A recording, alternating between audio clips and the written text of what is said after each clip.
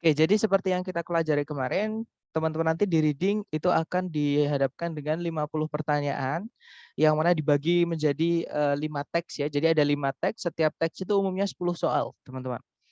Nah, nanti teman-teman dikasih waktu 55 menit untuk menyelesaikan soal tersebut.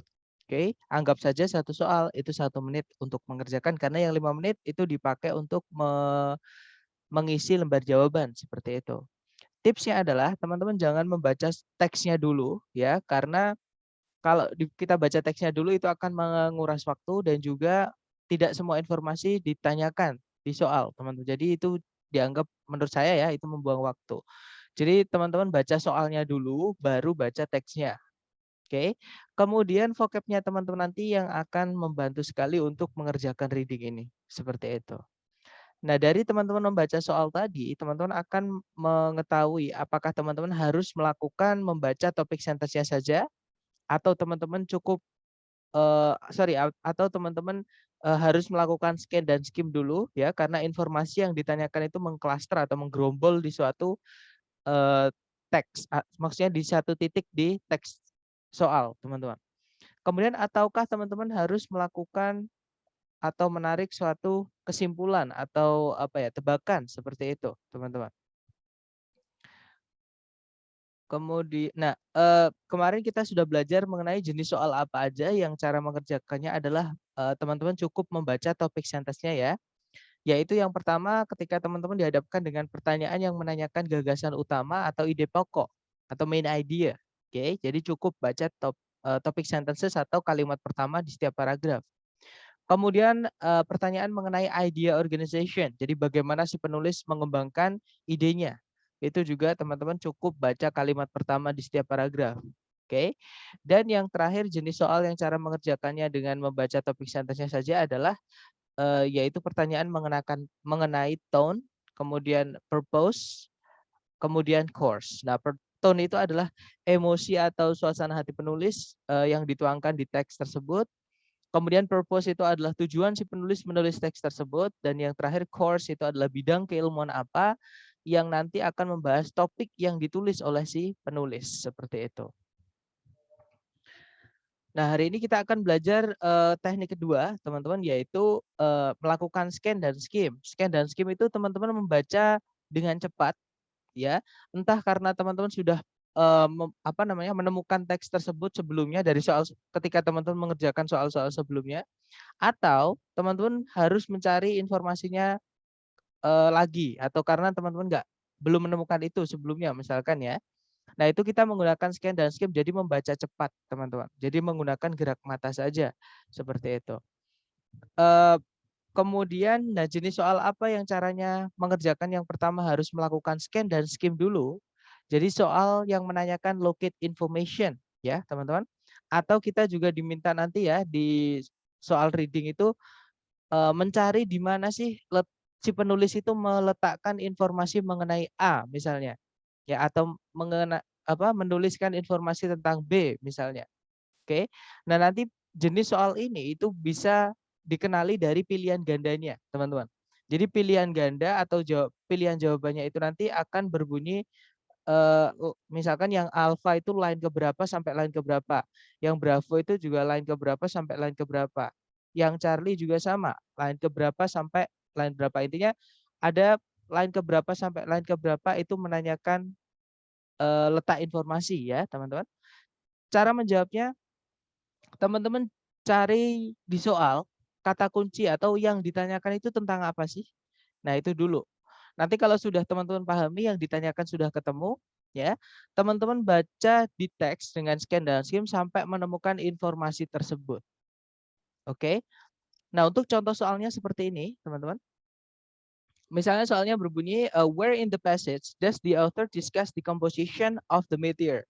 Di manakah di dalam teks penulis itu membahas komposisi dari meteor. Nah, itu kalau kita cek ABCD, itu line 1 sampai line 3, line 4 sampai line 5, line 6 sampai line 8, line 9 sampai line 11. Nah, ini adalah jenis soal yang kita diminta untuk mencari letak suatu informasi.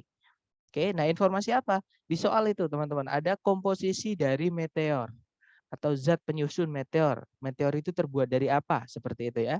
Oke, kita cek kalau ditarik dari depan, kita sambil artikan nggak apa-apa. Jadi meteor crater, sebuah kawah yang besar, kira-kira 40 mil timur atau timurnya gitu ya, timurnya Flagstaff, Arizona, diketahui atau diperkirakan oleh para ilmuwan telah terbentuk sebagai hasil dari tabrakan dari sebuah meteor yang berukuran 60.000 ton sekitar 50.000 tahun yang lalu. Nah, belum ada ya, teman-teman. Kita lanjut. Meteor yang terbuat dari nikel dan besi pecah karena tabrakan dan menyebarkan 1,5 miliar ya. Jadi 1,5 miliar. Jadi 1,5 miliar ton batuan di atas permukaan daratan. Nah, di situ tadi ada kata made of nickel and iron, artinya yang terbuat dari nikel dan besi. Nah, berarti di sini disebutkan bahan pembuat meteor atau meteor itu dibuat dari apa. Oke. Nah, berarti di sini dia lainnya masuk ke line 4 ya, teman-teman. Kita cek ABCD yang mencakup line 4. Nah, berarti jawabannya adalah yang Bravo. Di situ line 4 sampai 5. Seperti itu. Nah, dari contoh soal mungkin ada pertanyaan dari teman-teman, silahkan.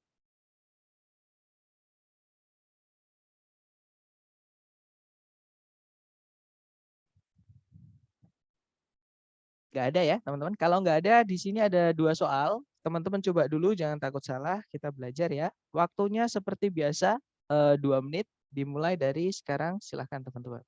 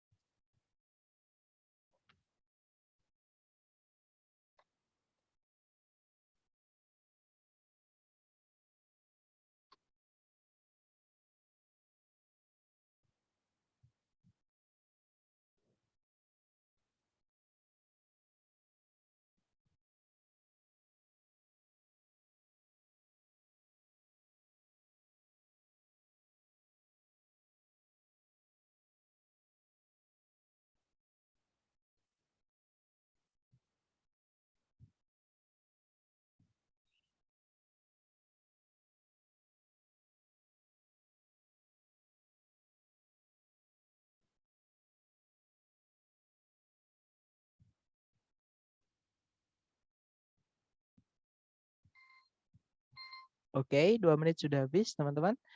Silahkan boleh dikirim jawabannya teman-teman dulu di chat ya. Sedapatnya salah nggak apa-apa, kita belajar. Oke, ada jawaban alpha delta, dan saya lihat semuanya menjawab alpha delta. Ada juga Charlie delta. Baik, kita cek bersama ya, teman-teman. Kita baca soal nomor 1, di manakah di dalam teks penulis itu memberikan nama dari bayi berang-berang. Oke, kita cek teman-teman. Kata kuncinya adalah nama bayi berang-berang ya. Di situ disebutkan berang-berang itu umumnya tinggal di dalam gerombolan keluarga yang terdiri dari 6 hingga 10 anggota. Belum ada ya, kita baca lagi. Satu gerombolan keluarga itu kemungkinan itu terdiri dari 2 berang-berang dewasa, 1 pejantan dan 1 betina, dan 4 hingga 8 anak berang-berang atau bayi berang-berang, atau namanya adalah kids. Nah, berarti di sini penulis menyebutkan nama dari berang-berang. Jadi dalam bahasa Inggris, teman-teman, anak binatang itu ada namanya semua. Misalkan kucing itu kitten, Anjing itu puppy ya namanya anaknya. Kemudian sapi itu anaknya calf. Seperti itu. Nah, berang-berang itu anaknya adalah kids. Oke. Berarti nomor 1 jawabannya adalah line kedua ya, teman-teman. Berarti yang bravo. Oke. Kemudian nomor 4, di manakah di dalam teks penulis itu menyatakan kenapa bayi berang-berang itu harus meninggalkan rumah orang tuanya. Oke, kita lanjutkan. Tadi belum ada. Seekor berang-berang betina itu melahirkan setiap musim semi 2 hingga 4 bayi berang-berang sekaligus. Bayi berang-berang ini hidup dengan kedua orang tuanya sampai mereka berumur 2 tahun. Di eh, musim semi tahun kedua mereka, mereka itu dipaksa keluar atau dipaksa meninggalkan. Nah, berarti di sini ya tempatnya dipaksa meninggalkan eh, kelompok keluarganya untuk menyediakan ruangan bagi bayi-bayi baru yang mau lahir. Seperti itu. Berarti alasannya di sini. Ini masuk line kelima, teman-teman. Berarti jawaban nomor 4 adalah yang delta ya. Line 4 sampai 5. Seperti itu. Oke, jadi jawabannya bravo delta. Seperti itu. Oke, lanjut ke nomor berikutnya. Dicoba dulu waktunya berarti 1 menit karena satu soal, teman-teman. Dicoba dulu 1 menit dimulai dari sekarang, silahkan.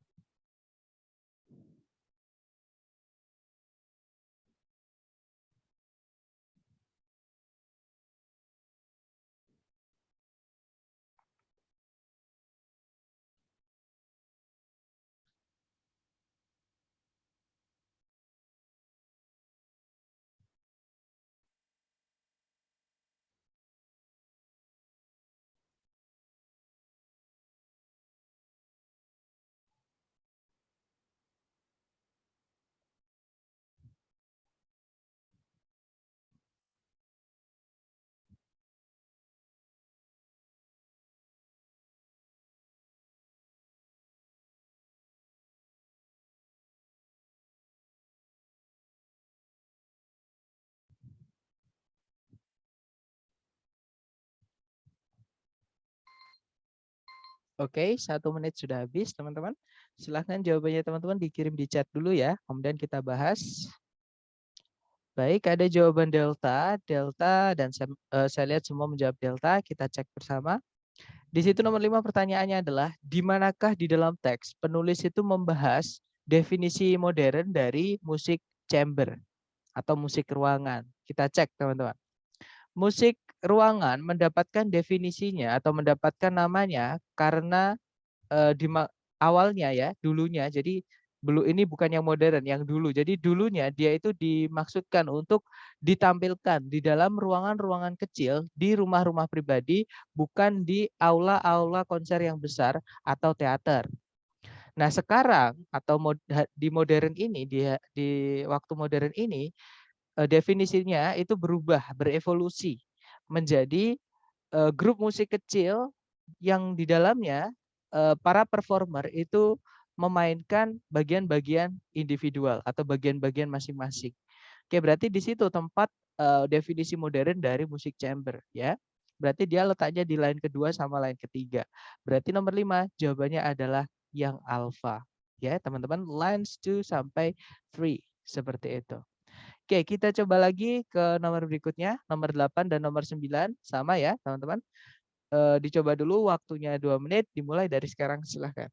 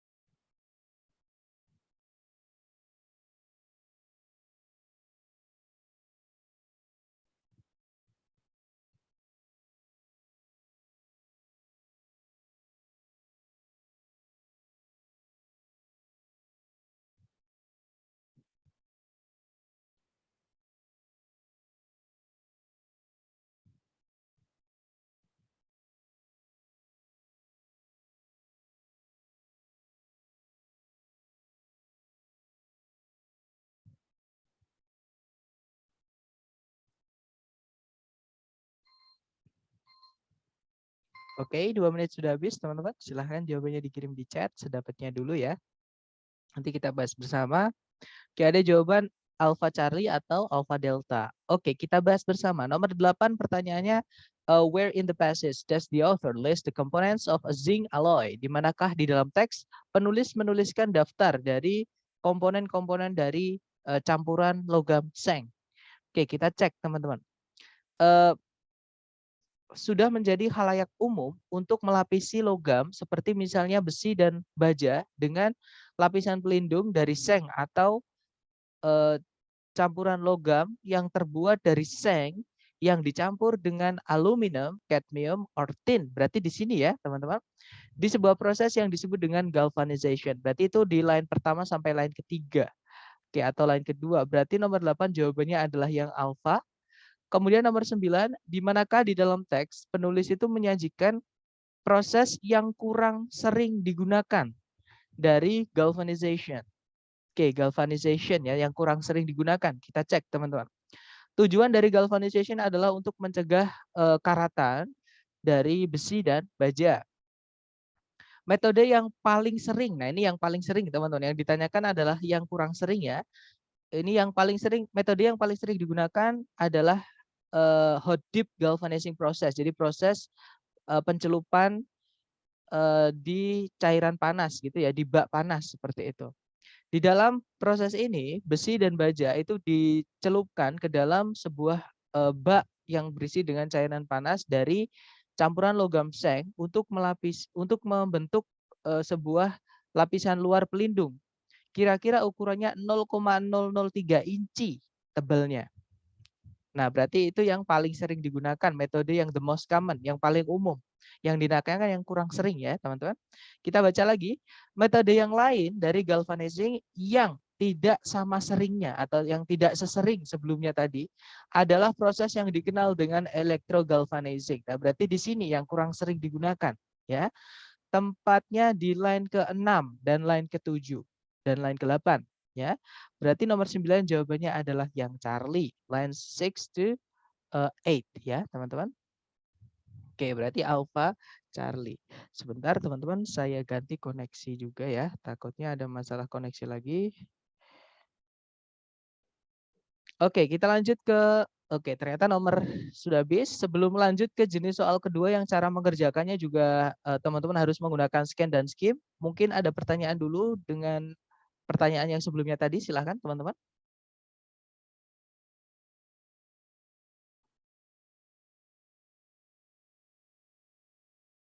Nggak ada ya. Kalau nggak ada, kita lanjut ke jenis soal kedua yang teman-teman, yang caranya teman-teman juga harus melakukan scan dan skim dulu. Oke, untuk menemukan jawaban soalnya seperti itu. Nah, jenis soal kedua ini namanya adalah pronoun reference, teman-teman, atau rujukan kata ganti.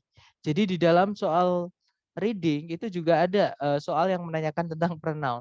Tapi menanyakannya adalah kata ganti a, misalnya ya, itu menjelaskan kata benda apa. Karena kata ganti itu fungsinya menjelaskan kata benda yang sebelumnya sudah disebutkan, teman-teman. Oke. Nah, maka cara mengerjakannya, teman-teman nanti baca dari kalimat sebelum kalimat yang mengandung kata itu disebutkan. Oke, jadi dua kalimat yang dibaca. Kalimat sebelum kalimat yang mengandung kata yang ditanyakan. Oke, namanya kata ganti itu menjelaskan kata benda yang sebelumnya sudah disebutkan. Atau contohnya seperti ini, teman-teman.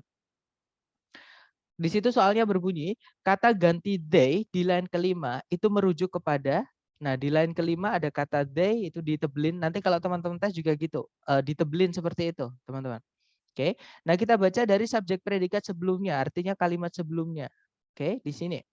Kalimatnya berbunyi, supaya atau untuk bertahan hidup, tanaman-tanaman ini telah mengembangkan mekanisme untuk menjebak serangga di dalam kulit mereka atau bungkus mereka. Mereka memiliki cairan-cairan pencernaan untuk mendapatkan nitrogen yang dibutuhkan dari serangga-serangga yang dijebak tadi. Nah, berarti yang D di sini merujuk kepada tanaman yang memiliki mekanisme menjebak serangga tadi ya, teman-teman. Berarti these plants kembalinya. Kita cek ABCD, yang alpha humid areas bukan, yang bravo these plants. Nah, ketemu. Jawabannya adalah yang bravo. Seperti itu. Nah, kita mungkin ada pertanyaan dulu sebelum kita lanjut ke latihan buat teman-teman. Silakan kalau ada pertanyaan.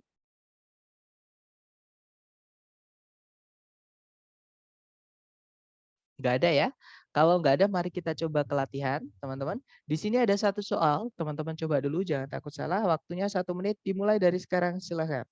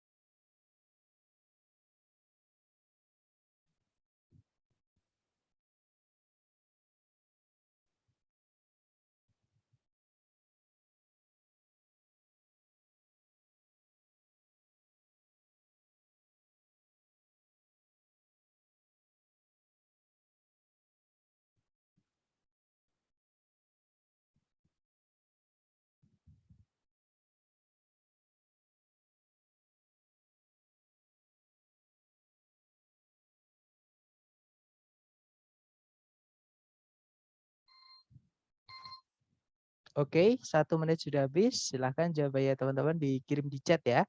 Kemudian kita bahas bersama.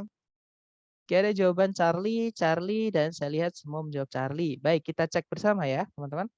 Di situ nomor 1 pertanyaannya kata ganti it di line kedua merujuk kepada it di line kedua. Berarti ini ya, kita baca dari kalimat sebelumnya yaitu kalimat pertama. Kalimatnya berbunyi, bulan purnama yang terjadi paling dekat dengan garis titik balik matahari telah diketahui sebagai atau telah dikenal sebagai harvest moon. Dia merupakan sebuah bulan yang sangat cerah yang membuat para petani bekerja lembur hingga malam untuk beberapa malam. Nah, berarti di sini yang it is a bright moon. It-nya di sini kembali ke full moon yang terjadi paling dekat dengan equinox matahari atau namanya adalah harvest moon. Kita cek ya, teman-teman di pilihan ganda.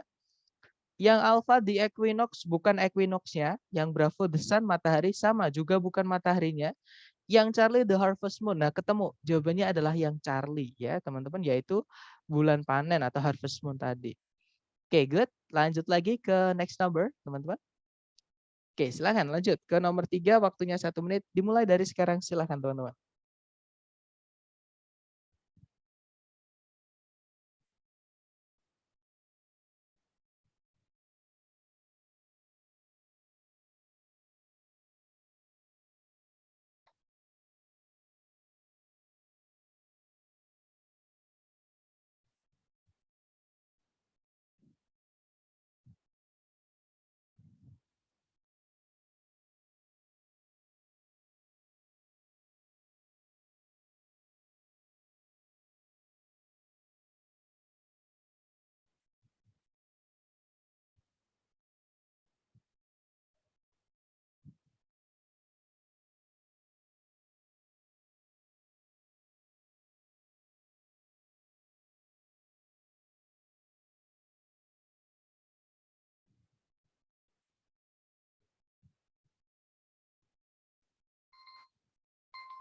Oke, 1 menit sudah habis. Silahkan jawabannya teman-teman dikirim di chat.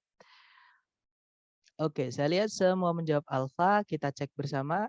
Di situ pertanyaannya adalah kata ganti it di line kedua merujuk kepada it itu yang di garis bawah itu ya, teman-teman. Kita baca dari kalimat sebelumnya yaitu kalimat pertama. Kalimat pertama berbunyi, Mardi Gras yang berarti Hari Selasa Gemuk dalam bahasa Prancis diperkenalkan ke Amerika oleh penjajah Prancis di awal abad ke-18. Sejak saat itu, dia telah tumbuh menjadi populer, khususnya di New Orleans, dan saat ini dia malah menjadi sebuah hari libur resmi di beberapa negara bagian selatan. Oke, berarti it di situ yaitu Mardi Gras tadi atau Fetish Day in France ya, teman-teman, kita cek. Yang alpha Mardi Gras, nah ketemu langsung. Jawabannya adalah yang alpha. Ya, teman-teman, yaitu Mardi Gras tadi yang dimaksud dengan Hari Selasa gendut dalam bahasa Prancis. Oke, lanjut ke number 4. Ke number 5 ya.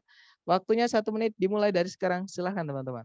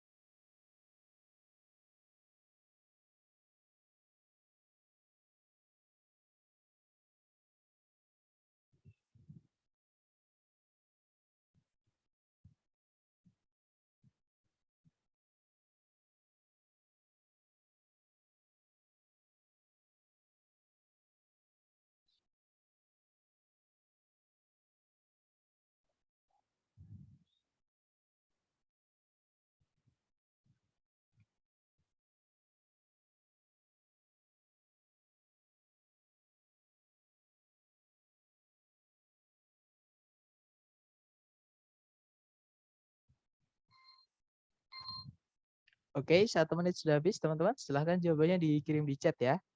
Kemudian kita bahas. Baik, semuanya menjawab bravo. Kita cek bersama. Nomor 5 pertanyaannya adalah kata ganti they di line ketiga merujuk kepada they di line ketiga. Dan berarti ini ya subjeknya kalimat kedua teman-teman. Kita baca dari kalimat pertama. Kalimatnya berbunyi, firma finansial atau perusahaan finansial yang namanya Dow Jones and Company menghitung statistika bisnis setiap jam di jam-jam hari kerja di sepanjang tahun. Dan statistik-statistik ini dikenal dengan sebutan Dow Jones Averages. Mereka berdasar pada kelompok pilihan dari saham dan surat-surat berharga yang diperdagangkan di bursa saham New York. Nah, berarti they di sini maksudnya adalah this statistics tadi atau Dow Jones Averages ya, teman-teman. Dow Jones Averages itu yang dimaksud dengan this statistics tadi atau bisnis statistik sampai tanda koma tadi ya, year tadi. Oke, kita cek ABCD. Yang alpha, the business days, hari-hari bisnis, bukan ya. Kalau yang bravo, this statistics. Nah, ketemu. Jawabannya adalah yang bravo, teman-teman. Oke, good job. Next ke number 6 and 7. Ada 2 soal, berarti 2 menit. Dicoba dulu, jangan takut salah. 2 menit dimulai dari sekarang, silahkan teman-teman.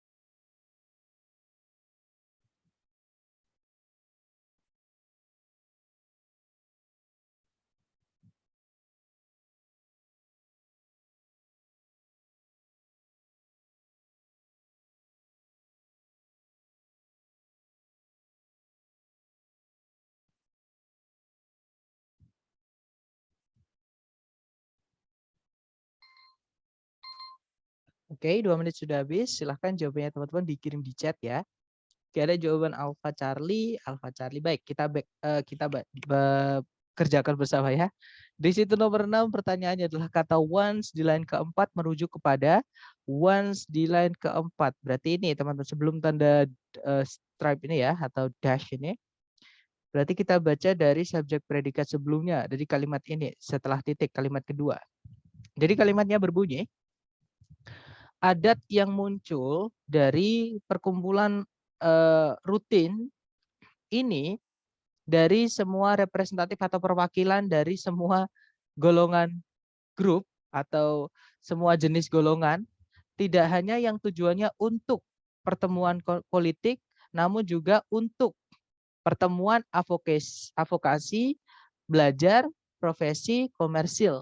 Nah, berarti once di sini sama kayak sebelumnya ya, sebelum but itu, teman-teman. But sebelumnya but also. Karena sama-sama pakai for di situ. Tujuannya untuk once, berarti di situ not only for, tidak hanya untuk konvensi politik, berarti di sini juga konvensi advokasi. Konvensi learn. Berarti once di situ merujuk kepada konvensi. Ya, teman-teman. Berarti jawaban nomor 6 adalah yang bravo. Oke. Kemudian nomor 7, kata it di line ke-10 merujuk kepada it di line ke-10. Ini ya, teman-teman. Berarti kita baca dari kalimat subjek predikat sebelumnya, yaitu kalimat pertama paragraf kedua. Kalimatnya berbunyi, penjaga hotel Amerika di abad ke-19 yang tidak lagi penjaga hotel Eropa di abad ke-18 yang pilih-pilih ya, teman-teman. Jadi genial differential host itu yang pilih-pilih. Jadi yang boleh ke hotel siapa itu pilih-pilih gitu. Nah, sekarang mereka berubah menjadi penjaga hotel Amerika di abad ke-19 ini.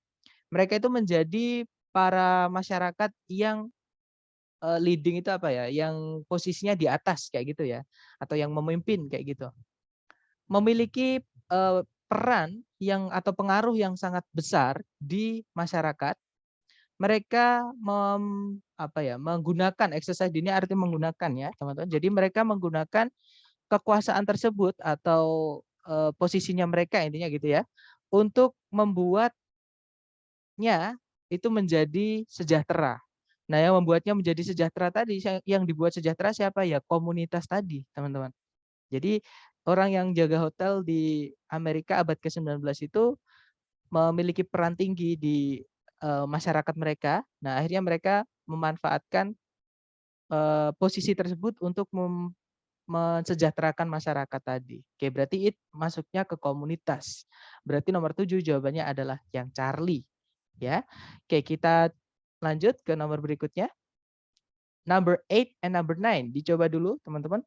Waktunya 2 menit dimulai dari sekarang. Silakan.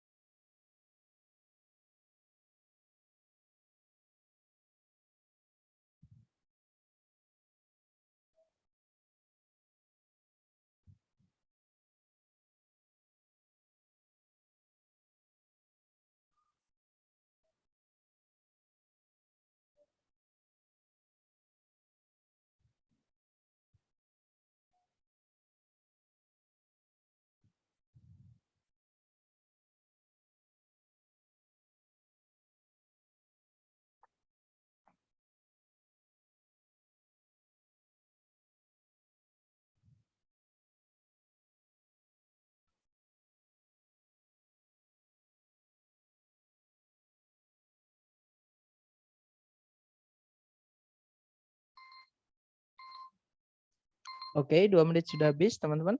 Silahkan jawabannya dikirim di chat, kemudian kita bahas.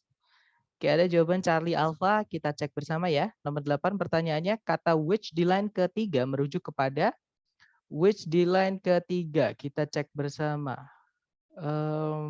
Ini ya, setelah koma, teman-teman kita baca dari subjek predikat sebelum koma.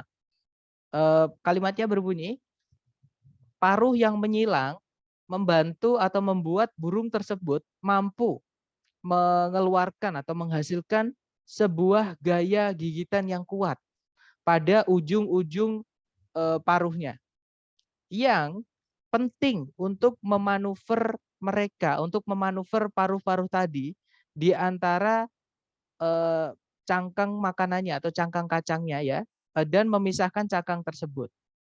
Nah, berarti yang penting untuk memanuverkan atau menggerakkan paruh-paruhnya di antara cangkang tadi ya berarti kekuatan gigitan yang kuat tadi ya, teman-teman. Berarti jawabannya adalah powerful biting force. Kita cek ABCD. Yang alpha seed, biji-bijian, bukan ya. Kalau yang bravo bird, burung, bukan. Kalau yang Charlie force, nah itu kekuatan gigitan tadi. Oke, berarti jawabannya adalah yang Charlie. Kemudian nomor 9, kata others di line ke-9 merujuk kepada kata others di line ke-9 ya. Berarti dia muncul di setelah koma itu, teman-teman, berarti kita baca dari subjek predikat sebelumnya, yaitu kalimat pertama paragraf kedua.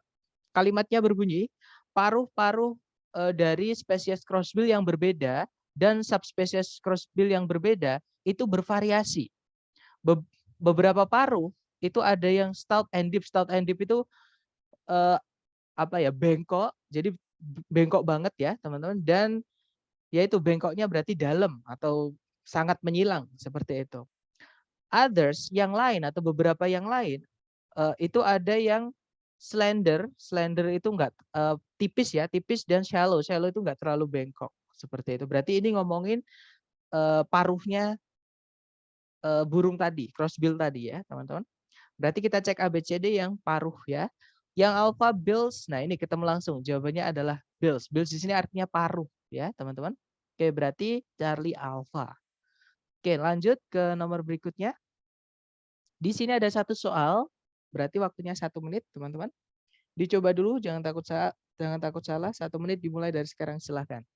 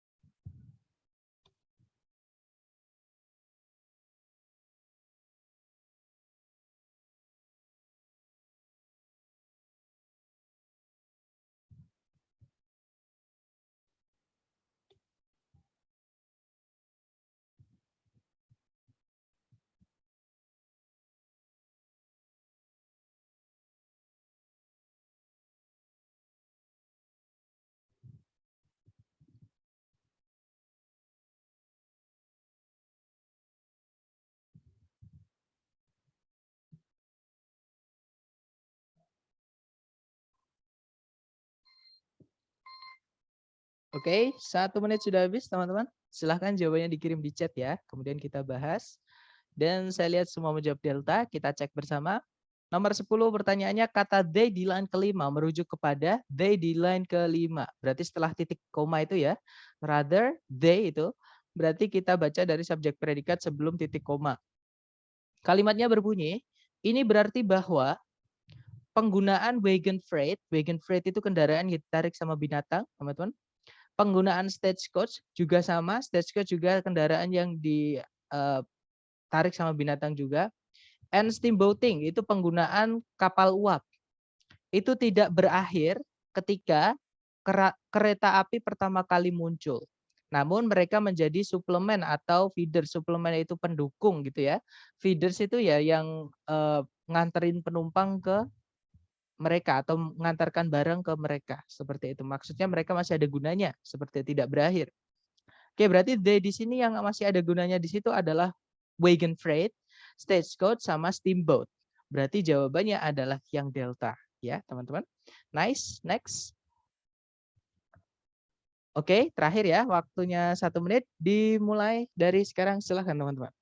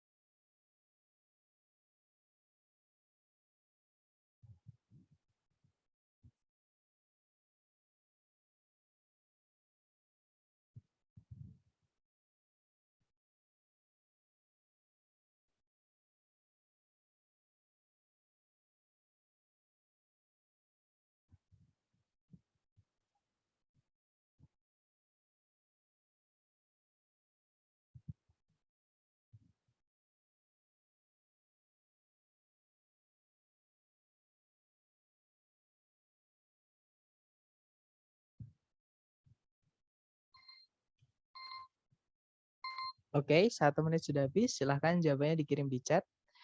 Oke, ada jawaban Charlie, ada juga Delta. Oke, kita cek bersama teman-teman. Di situ nomor 11 pertanyaannya adalah kata them di line ke-1 merujuk kepada them di line ke-1 berarti setelah conjunction that. Oke, berarti kita baca dari sebelumnya conjunction that. Kalimatnya berbunyi gua atau semua gua gitu ya telah menyimpan tulang-tulang dari berbagai jenis binatang yang mati di dalamnya. Nah, di dalamnya apa ya? Berarti di dalamnya gua tadi, teman-teman. Berarti jawabannya adalah yang Charlie ya, yang caves. Seperti itu. Oke, berarti jawabannya Charlie. Nah, itu tadi teman-teman. Untuk jenis-jenis soal yang cara mengerjakannya scan dan skim yang hari ini kita pelajari, yang pertama adalah locate information. Teman-teman diminta untuk mencari letak informasi dari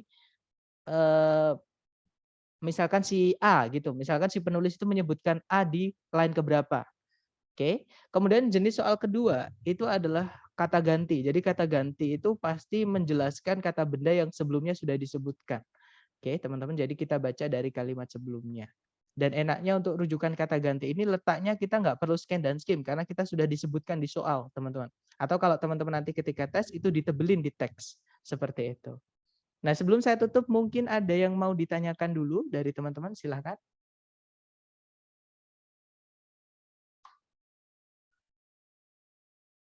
Nggak ada ya? Baik, kalau nggak ada saya tutup. Thank you so much for having me today, guys. I'll see you again next time. The last I say, Assalamualaikum warahmatullahi wabarakatuh.